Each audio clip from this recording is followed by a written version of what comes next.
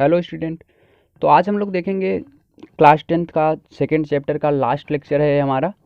Previous lecture हमने दो compound जो थे, दो साल्ट थे। एक था हमारे पास में क्या, कास्टिक सोडा, और एक बेकिंग सोडा। ये दोनों हमारे पास में कंप्लीट हुए थे। इस लेक्चर में जो हम लोग देखेंगे, तीसरा जो हमारे पास में साल्ट है उसके बारे में देखेंगे। तीसरा हमारे पास में था, एक बार हम फिर से पीछे से आपको रिवाइज कर देते हैं क्योंकि पेज हमारे पास में वही है। प्रीवियस लेक्चर हम लोगों ने इतनी सारी जानकारी ली थी। ये फर्स्ट हमारे पास में पेज है। इसमें हम लोगों ने क्या क्या पढ़ लिया था, कास्टिक सोडा हमने पढ़ लिया था, बेकिंग सोडा पढ़ लिया था। अभी हमको वॉशिंग सोडा पढ़ना है। वॉशिंग सोडा और ब्लीचिंग पाउडर, दो चीज़ें हमारे पास में बची थी। तो स्टार्ट करते हैं वॉशिंग सोडा से। तो देखिए, वॉशिंग सोडा जो हमारे पास में है, वॉशिंग सोडा बनाना बहुत ही आसान है। क्यों आसान है? वॉशिंग सोडा, इसी को धावन सोडा भी बोलते हैं हिंदी में। क्या? धावन सोडा। देखिए, धावन सोडा का फार्मूला सबसे पहले लिखे हम। तो फार्मूला इसका क्या होता है, Na2CO3 कंटेनिंग 10H2O। आप देखिए, इसको बनाना इतना आसान क्यों है?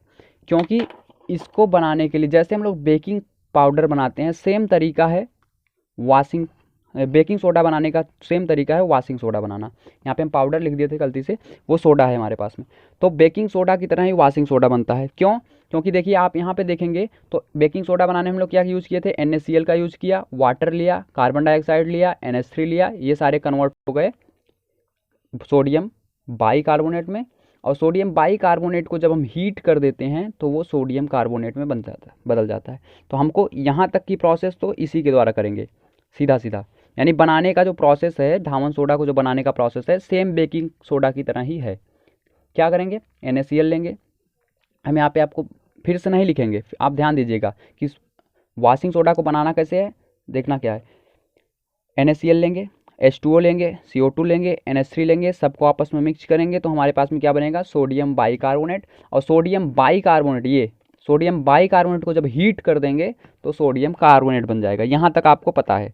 अब देखिए, सोडियम कार्बोनेट से, ये भी सोडियम कार्बोनेट है, हालांकि इसमें डिफरेंस क्या है, केवल इसमें 10H2O लग गया, इसलिए इसको हम लोग बोलते हैं धावन सोडा। तो आखिर ये 10H2O लगेगा कैसे? तो इसको लगाने का एक सिंपल सा तरीका है। क्या तरीका है? देखिए, यहाँ तक तो सेम प्रोसेस से बनाएंगे। फिर जैसे ही हम लोग Na2CO3 लेते हैं, यानी सोडियम कार्बोनेट प्लस 10H2O कर दो, 10H2O इसके साथ ऐड करेंगे तो तुरंत ही ये क्या कन्वर्ट हो जाता है, Na2CO3 containing 10H2O, containing 10H2O। आप कहेंगे सर ये तो बड़ा ही सरल था, Na प्लस कर दिया हमने, यहाँ पे डॉट लग गया, तो ऐसा क्या हो गया? तो प्लस क्या करते हैं, जैसे इसको वाटर में डालते हैं हम लोग, ठीक है, वाटर में इसमें ऐड करेंगे तो एक फिक्स अमाउंट में कुछ वाटर के मॉलिक्यूल इसके क्रिस्टल में, इसके क्रिस्टल के अंदर, जैसे NaCl होता है हमारे पास में, बड़ा वाला नमक आपने देखा होगा, नमक किस तरीके से, ठीक है, या फिटकरी वगैरह देखा होगा आपने। तो फिटकरी में क्या होता है, हमको देखने में तो सूखा लगता है, जैसे एकदम सूखा है, उसमें पानी वगैरह नहीं है, लेकिन कुछ वाटर के मॉलिक्यूल उसके क्रिस्टल में बीच बीच में होते हैं। इसी तरीके से सोडियम कार्बोनेट का जो क्रिस्टल होगा हमारे पास में, उसमें आपको देखने में तो नहीं लगेगा उसमें वाटर है, लेकिन ये 10 मॉलिक्यूल जो वाटर के हैं वो उसके क्रिस्टल में पाए जाएंगे। इसी वाटर मॉलिक्यूल को हम क्या बोलते हैं, क्रिस्टलन का जल बोलते हैं इसको, क्रिस्टलन का जल, यानी water of crystallisation, water of crystallisation, ठीक है। तो इसको आप याद रखिएगा, वाटर ऑफ क्रिस्टलाइजेशन या क्रिस्टलन का जल, इसी को बोला जाता है। जो कि किसी भी एक हमारे पास में, जो कोई भी हमारे पास में साल्ट होगा, उसके क्रिस्टल में जो वाटर के मॉलिक्यूल पाए जाएंगे उसको क्रिस्टलन का जल बोला जाएगा। इसको हम लोग आगे और भी अलग तरीके से देखेंगे, थोड़ा सा और डिटेल में देखेंगे ये कंपाउंड खत्म होने के बाद। अब इसका यूज देख लेते हैं। यूज क्या होता है इसका? सबसे पहला यूज होगा इसका हमारे पास में साबुन, ठीक है, कांच उद्योग में, साबुन बनाने में, कांच बनाने में इसका भी यूज होता है। दूसरी चीज़ सबसे इम्पॉर्टेंट, जल की अस्थाई कठोरता हटाने में, जल की अस्थाई कठोरता हटाने में, ठीक, ये बहुत इंपॉर्टेंट है। जल की अस्थाई कठोरता हटाने में, यानी वाटर की हार्डनेस जो होती है उसको हम लोग इससे दूर कर सकते हैं। वाटर की हार्डनेस, जल की कठोरता का मतलब ये होता है कि कुछ कठोर जल और मृदु जल, जल दो हमारे पास में दो प्रकार के होते हैं, एक को हम लोग बोलते हैं कठोर जल और दूसरा होता है हमारे पास में मृदु जल। कठोर जल क्या होता है, जो साबुन के साथ आसानी से झाग नहीं देता है, उसको हम लोग कठोर जल बोलते हैं, और जो साबुन के साथ आसानी से झाग उत्पन्न कर देता है उसको हम लोग मृदु जल बोलते हैं। तो जो कठोर जल है उसको मृदु बनाने के लिए भी इसका यूज होता है। किसका? सोडियम, कह सकते हो सोडियम कार्बोनेट या वॉशिंग सोडा का यूज करते हैं हम लोग। और तीसरा जो इसका हमारे पास में यूज है, हम यहाँ पे लिख देते हैं थर्ड, बोरेक्स बनाने में। ठीक है, बोरेक्स। बोरेक्स एक कंपाउंड होता है, आप डायरेक्ट याद रखिएगा बनाने में। बोरेक्स एक कंपाउंड होता है जिसको बनाने में इसका यूज किया जाता है।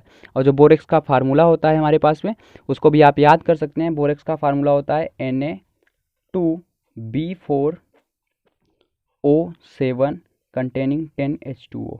ये हमारे पास में बोरेक्स का फार्मूला था, Na2B4O7 कंटेनिंग 10H2O। तो बोरेक्स बनाने में भी इसका यूज होता है। तो यहाँ पे आप सीधा सीधा धावन सोडा आपको बहुत ही सरल हो जाएगा, वॉशिंग सोडा अगर आपने बेकिंग सोडा अच्छे से पढ़ लिया है, क्योंकि बेकिंग सोडा जैसे बनता है उसी तरीके से धावन सोडा बनता है। बस इतना है, लास्ट में सोडियम कार्बोनेट में हम क्या करेंगे, वाटर को ऐड कर देंगे, जो कि वाटर ऑफ क्रिस्टलाइजेशन यानी क्रिस्टलन की जल की तरह उसमें ऐड हो जाएगा, और उसका यूज आप याद कर सकते हैं। सबसे इंपॉर्टेंट इसका यूज यही है, वाटर की हार्डनेस हटाने। ठीक है, यानी जल की अस्थायी कठोरता को हटाने में, परमानेंट जो हार्डनेस होती है उसको हम लोग इससे दूर कर सकते हैं। अब इसके बाद जो हमारे पास में अगला कंपाउंड बचता है, तो अगला कंपाउंड हमारे पास में क्या है उसको हम लोग यहीं पे देख लेते हैं। अगला कंपाउंड हमारा है विरंजक चूर्ण, या इसी को हम लोग बोलते हैं ब्लीचिंग पाउडर। तो देख लेते हैं ब्लीचिंग पाउडर क्या है या विरंजक चूर्ण क्या है हमारे पास में। तो देखो, चौथा कंपाउंड है शायद हमारे पास में, ये चौथा कंपाउंड है क्या, ब्लीचिंग पाउडर, या इसी को बोलते हैं हम लोग विरंजक चूर्ण। तो देखो, ब्लीचिंग पाउडर या विरंजक चूर्ण कैसे बनता है, सबसे पहले इसको देखते हैं बनता कैसे है। तो आपने देखा था सबसे पहला कंपाउंड जब हमने बनाया था, पहला कंपाउंड क्या बनाया था हमने, सोडियम हाइड्रोक्साइड, जिसको कास्टिक सोडा भी बोलते हैं हम लोग। तो जब हम लोगों ने कास्टिक सोडा को बनाया था तो उसमें एक गैस दो गैसें निकल रही थी। एक गैस था हमारे पास में हाइड्रोजन गैस, ऐसे हमने बनाया था ना वहाँ पे, थोड़ा सा रिकॉल कीजिए आप, इस तरीके से इलेक्ट्रोड वगैरह लगाए थे, ठीक है, उसको बनाते समय। और यहाँ पे एक गैस हाइड्रोजन निकल रही थी और एक गैस हमारे पास में क्लोरीन निकल रही थी। तो इसी गैस का यूज करके, जो क्लोरीन गैस निकलती है उसी गैस का उपयोग करके हम लोग क्या करते हैं, ब्लीचिंग पाउडर बनाते हैं। उस गैस का उपयोग कैसे करते हैं, जो वहाँ से गैस निकली थी उस गैस को हम क्या करते हैं, यहाँ पे लाते हैं, और कैल्शियम हाइड्रोक्साइड के साथ, किसके साथ, कैल्शियम हाइड्रोक्साइड के साथ उसी क्लोरीन गैस की रिएक्शन कराते हैं, तो हमारे पास में ब्लीचिंग पाउडर बन जाता है। ये हो गया CaOCl2 प्लस H2O। तो ये क्या है, ये हमारे पास में है ब्लीचिंग पाउडर, जिसको हमको बनाना है। और ये हमारे पास में किसके साथ रिएक्शन करा रहे हैं, ये क्लोरीन गैस है। ठीक है, ये क्या है, क्लोरीन गैस। और ये क्या है हमारे पास में, ये हमारे पास में है कैल्शियम हाइड्रोक्साइड, इसका नाम है कैल्शियम हाइड्रोक्साइड। कैल्शियम हाइड्रोक्साइड कहने का मतलब, इसको एक और नाम हम लोग देते हैं, बुझा हुआ चूना। ठीक है, बुझा हुआ चूना। तो ये इसके दो नाम हैं, एक बुझा हुआ चूना और एक कैल्शियम हाइड्रोक्साइड। तो कैल्शियम हाइड्रोक्साइड की रिएक्शन जब हम क्लोरीन गैस से कराते हैं, या कह सकते हो कैल्शियम हाइड्रोक्साइड के ऊपर क्लोरीन गैस प्रवाहित करते हैं, तो ब्लीचिंग पाउडर बनता है, यानी विरंजक चूर्ण बनता है। इस विरंजक चूर्ण का हम लोग यूज क्या क्या है, अब यहाँ पे हम लोग उपयोग देख लेते हैं इसका। तो उपयोग जो होता है इसका बहुत ही, आप इसके नाम से ही इसका उपयोग पता चल जाता है। नाम है विरंजक चूर्ण। एक होता है किसी चीज़ को रंजक यानी कलरफुल करना, और एक होता है डी कलर करना, डी कलराइजेशन, उसको कलर को हटाना। तो इसका क्या होता है, इसका काम होता है कलर को हटाना। जैसे हम लोग अपने घरों पे आला वगैरह यूज करते हैं, उसमें क्या होता है, वो यही है, ब्लीचिंग पाउडर है एक तरफ से। तो इसमें क्या होता है, कलर को हटा देता है। कहीं पे अगर हमारे कोट वगैरह पे, या कह सकते हो किसी भी शर्ट वगैरह पे कोई दाग वगैरह लग जाता है, तो हम लोग क्या करते हैं, ब्लीचिंग पाउडर का यूज करते हैं, और उससे वो उसको डीकलराइज कर देते हैं। तो सबसे पहला यूज इसका यही है। कपड़ों से, लिख सकते हो, कपड़ों के विरंजन में, विरंजन का मतलब समझ जाना, विरंजन में यानी डीकलराइजेशन में। ठीक है, डीकलराइजेशन में, क्लॉथ के, कपड़ों के डीकलराइजेशन में। दूसरा हमारे पास में क्या होता है, इसको भी हम लोग वाटर वगैरह को प्योर करने में इसका यूज करते हैं। यानी पानी में अगर कहीं पे, जैसे लिख सकते हो उसका, पानी वाले, या पानी में कह सकते हो उपस्थित जीवाणु को नष्ट करने के लिए, नष्ट करने में। तो दूसरा यूज़ क्या है, कहीं पे पीने वगैरह वाला पानी है अगर हमारे पास में, तो उसमें क्या करते हैं हम लोग विरंजक चूर्ण डाल देते हैं, जिसमें उसमें जो बैक्टीरिया वगैरह होंगे वो क्या होते हैं, मर जाते हैं। और तीसरा इसका यूज हम लोग कर लेते हैं उपचायक के रूप में, उपचायक के रूप में। उपचायक क्या होता है, फर्स्ट चैप्टर में बताया था, उपचायक अपचायक, ठीक है, यानी ऑक्सीडाइजिंग एजेंट के रूप में इसका यूज करते हैं, ऑक्सीडाइजिंग एजेंट। तो ये इतने सारे इसके यूज थे। तो बहुत ही इंपॉर्टेंट ये कंपाउंड है हमारे पास में, विरंजक चूर्ण, ठीक है। बनता कैसे है, बस बनाने के लिए बहुत ही सिंपल तरीका है, कैल्शियम हाइड्रोक्साइड के ऊपर क्लोरीन गैस प्रवाहित कर देंगे तो ब्लीचिंग पाउडर बन जाएगा हमारे पास में। अब ये हमारे पास सारे के सारे चार के चारों जो कंपाउंड थे वो ख़त्म हो गए। अब इसको ख़त्म होने के बाद हम लोगों को एक और चीज़ यहाँ पे पढ़नी होती है, जो कि लास्ट में आपके बुक में दिया गया है थोड़ी सी चीज़ें, कि जैसे अभी हमने आपको एक चीज़ बताई पीछे कि जो हमारे पास में इस तरीके से था ये Na2CO3 कंटेनिंग 10H2O, इसको हमने बताया ये वाटर ऑफ क्रिस्टलाइजेशन है, यानी क्रिस्टलन का जल। ये जो 10H2O है ये क्रिस्टलन का जल होता है। तो ये क्रिस्टलन का जल क्या होता है, जैसे अगर इसको हम लोग इस क्रिस्टल को लेके गर्म करने लगे तो गर्म करने पे क्या होगा, अगर इसको गर्म कर दें यानी हीट करें, जैसे डेल्टा डेल्टा दिखाते हैं, इसका मतलब गर्म कर रहे हैं। तो गर्म करने पे क्या हो जाएगा, इसमें के सारे जो जल हैं वो वाष्प बन के उड़ जाएंगे, यानी ये ऐसा बन जाएगा Na2CO3 ऐसे हो जाएगा, बस वाटर गायब। और फिर से इसको पानी में डाल दें तो फिर से ऐसा बना लेगा। इसी तरीके से, और इस जो वाटर ऑफ क्रिस्टलाइजेशन है इसके कारण इसका कलर होता है, कुछ एक कलर का दिखाई देगा। इसी तरीके से जैसे हमारे पास में होता है, जैसे कहीं पे अगर आपके पास है CuSO4, ठीक है, कॉपर सल्फेट, यहाँ पे आप देखेंगे ऐसे लिखा होता है .5H2O। तो ये 5H2O क्या है, कॉपर सल्फेट के क्रिस्टलन का जल है। ये सोडियम कार्बोनेट के क्रिस्टलन का जल है। ये 10 से 11 नहीं हो सकता, 10 से 9 भी नहीं हो सकता, फिक्स वैल्यू है। इस तरीके से कॉपर सल्फेट के क्रिस्टलन का जल अगर 5 है, 5 वाटर के मालिक्यूल हैं, 5 जल के अणु हैं, तो वो 6 नहीं हो सकते, या 7 नहीं हो सकते, या उससे कम भी नहीं हो सकते, 4 नहीं हो सकते, ठीक है। इसको आप हमेशा याद रखिएगा। जो क्रिस्टलन का जल होता है वो फिक्स होता है, किसी एक अगर हमारे पास में यूनिट है तो 2 कॉपर सल्फेट ले लेंगे तो ये 10 हो जाएगा, 3 ले लेंगे तो 15 हो जाएगा, इस तरीके से। और फिर से वही बात, इसको अगर हम लोग हीट कर दें, गर्म कर दें, तो ये उड़ जाएगा, यानी ये नीले कलर का होता है। अगर ध्यान दें आप कभी लैब वगैरह में आपको मिले तो कॉपर सल्फेट का जो क्रिस्टल होता है नीले कलर का होता है, अगर उसके साथ वाटर लगा हुआ है तो। और जैसे इसको हीट करेंगे तो यहाँ से वाटर गायब, यानी CuSO4 केवल बचा रह जाएगा, प्लस 5H2O हो जाएगा। H2O क्या होता है, यहाँ से उड़ जाता है वाष्प बन के। अब ये क्या होता है, रंगहीन हो जाता है, आप देखेंगे। तो रंग जो होता है किसी भी क्रिस्टल का वो इसी वाटर के कारण होता है, यानी वाटर ऑफ क्रिस्टलाइजेशन जो होता है वो उसको कलर प्रोवाइड करता है। अगर ये वाटर नहीं होगा तो वो क्रिस्टल डीकलराइज हो जाएगा, यानी उसका कोई भी कलर नहीं होगा। अगर फिर से यही रिएक्शन करा दें, यानी अब ये डीकलराइज अगर है हमारे पास में, इस पर अगर हम लोग वाटर प्लस वाटर कर दें H2O फिर से ला दें तो फिर से ये कलरफुल हो जाएगा। फिर क्या बना लेगा, CuSO4.5H2O, फिर से क्या हो जाएगा, ये फिर नीले कलर का हो जाएगा। यानी ये आपस में कह सकते हो उभयधर्मी अभिक्रिया है, दोनों तरफ होगी। गर्म करेंगे तो पानी उड़ जाएगा, और फिर से अगर पानी डाल देंगे तो फिर से पानी उसके साथ अटैच हो जाएगा। तो इस तरीके से ये रिएक्शन हमारे पास में होती है। 2 कंपाउंड यहाँ पे आपको और बताने हैं, एक होता है जिप्सम, ठीक है, एक हमारे पास में है जिप्सम, और एक होता है हमारे पास में POP, या जिसको हम लोग बोलते हैं प्लास्टर ऑफ पेरिस। तो जिप्सम और प्लास्टर ऑफ पेरिस दोनों चीज़ें आपको ध्यान देनी है। देखिए जिप्सम और प्लास्टर ऑफ पेरिस तो है, दोनों हमारे पास में कैल्शियम सल्फेट से बने होते हैं। किससे बने होंगे, CaSO4 से। तो CaSO4 के दोनों ही हमारे पास में कंपाउंड हैं। अब हम लोग देखेंगे किस तरीके से जिप्सम क्या होता है, कितने वाटर के मालिक्यूल कैल्शियम के साथ अटैच होते हैं तो उसको हम जिप्सम बोलते हैं, और कितने वाटर के मालिक्यूल अगर कैल्शियम सल्फेट के साथ अटैच होंगे तो प्लास्टर ऑफ पेरिस बोलेंगे। तो देखो थोड़ा सा अलग ले लेते हैं इसको हम लोग। अब देखिए जैसे जिप्सम को हम लोग, जिप्सम का फार्मूला आपको याद होना चाहिए, CaSO4 कंटेनिंग 2H2O।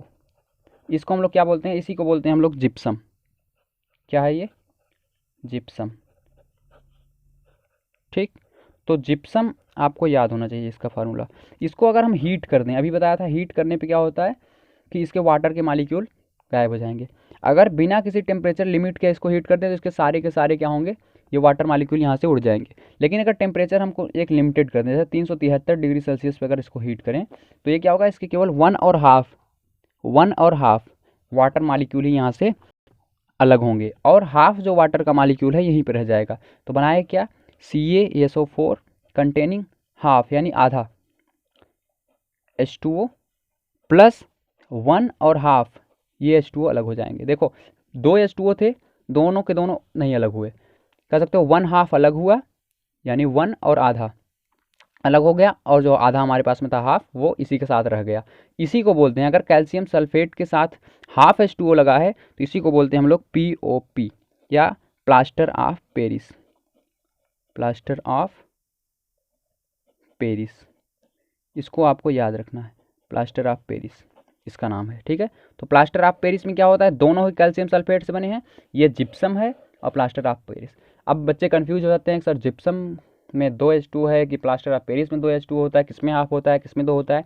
कंफ्यूज होने से बचने के लिए आपको एक तरीका बता रहे हैं। देखिए क्या करिए आप, ये दो किसमें वाटर के मालिक्यूल है, जिप्सम, तो इसको ऐसे याद कर सकते हैं, जीप में 2 लीटर पानी, ठीक है, जीप में 2 लीटर पानी, ऐसे कुछ भी बना सकते हैं। तो जीप में अब याद करेंगे जिप्सम में, यानी जिप्सम में 2 वाटर के मालिक्यूल होंगे, तो इस तरीके से याद हो जाएगा। और हाफ वाला क्या होगा, POP यानी प्लास्टर ऑफ पेरिस, तो इस तरीके से इसको याद कर सकते हैं। अब देखो इसका यूज क्या है, प्लास्टर ऑफ पेरिस का यूज, इसका उपयोग यूज क्या है। अगर ध्यान देना फिर से POP एक अगर हम फिर पानी डाल दें, इसके ऊपर फिर से पानी डाल दें तो फिर से जिप्सम बन जाएगा, ये पाउडर की तरह होता है, ठीक है।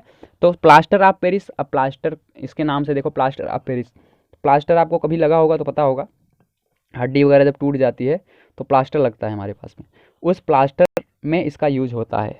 जो वाइट कलर का पाउडर होता है ना, हम लोग उसके जो बैंडेज वगैरह पट्टी वगैरह लगी होती है उसके ऊपर लगाया जाता है पानी में, ठीक है, उसको भिगो वगैरह के, तो वही होता है प्लास्टर ऑफ पेरिस। तो होता क्या है, तो पहला यूज सबसे पहले हम लोग लिख लेते हैं, हड्डी टूटने पर प्लास्टर में, ठीक है। तो हड्डी टूट जाएगा आपका कभी तो प्लास्टर में प्लास्टर ऑफ पेरिस का यूज होगा, ठीक है। दूसरा खिलौने बनाने में, क्या, खिलौने बनाने में। तीसरा सतह को चिकना करने में, मतलब पुट्टी वगैरह घर पे लगती है जो ना, वो भी इसी तरीके का होता है करने में, जो घरों में दीवारों पे पुट्टी वगैरह लगती है वो भी इसी तरीके का हमारे पास में प्लास्टर ऑफ पेरिस ही होता है, कह सकते हो, जो पुट्टी वगैरह होती है POP का, उसको हम लोग बोलते भी हैं POP कभी कभी शार्ट में। तो पुट्टी वगैरह लगाने में, ठीक है, खिलौने बनाने में, यानी ये सरफेस को स्मूथ करने में, वाल की जो सरफेस होती है इसको स्मूथ करने में, हड्डी वगैरह यानी बोन वगैरह अगर ब्रेक हो गई तो उसमें ये सारे यूज होंगे। तो ये क्या होता है, पाउडर की तरह होता है, एकदम पाउडर जैसे पाउडर होता है वाइट कलर का। जैसे इस पर वाटर डालेंगे, अगर पानी डाल देंगे इस पर तो ये क्या होगा, एक हमारे पास में पेस्ट जैसा बन जाएगा। उसी पेस्ट को हम लोग क्या करते हैं, पुट्टी के रूप में यूज़ कर लेते हैं, उसी का खिलौना वगैरह बना देते हैं, और उसी का हम लोग प्लास्टर जब किसी को लगता है तो उसमें भी यूज होता है। तो आप याद रखेंगे जिप्सम और प्लास्टर ऑफ पेरिस कैसे आपस में इंटरचेंज है, यानी अगर POP को जिप्सम बनाना है, ठीक है, ध्यान देना, POP को जिप्सम बनाना है तो इसमें वाटर को ऐड करना होगा, और अगर जिप्सम से POP बनाना है तो इसको क्या करना होगा, हीट करना होगा, गर्म करना होगा, एक दूसरे के उल्टे हैं बस। तो ये चैप्टर कंप्लीट हुआ आपका, second chapter acid base and salt complete हो गया है पूरी तरीके से, इसमें एक भी पॉइंट कहीं पे NCERT में छूटा नहीं है, ठीक है। तो ये सारे के सारे आप लेक्चर्स देखिए, अगर ये लास्ट लेक्चर है हमारा, कोई अगर डायरेक्ट इस पे पहुंच गया है तो डायरेक्ट यहाँ पे जंप ना कीजिए, स्टार्टिंग से लेक्चर देखिए, आपको सारी चीज़ें समझ में आएंगी और सब कुछ कंप्लीट हो गया है हमारे पास में। तो दूसरा चैप्टर हमारा कंप्लीट हुआ, नेक्स्ट चैप्टर हम कुछ दिनों बाद फिर से स्टार्ट करेंगे इसको। थैंक यू, अच्छे से पढ़िए तब तक, और पूरा जितने भी एक्सरसाइज हैं सब कुछ सॉल्व कीजिए इसका। Thank you.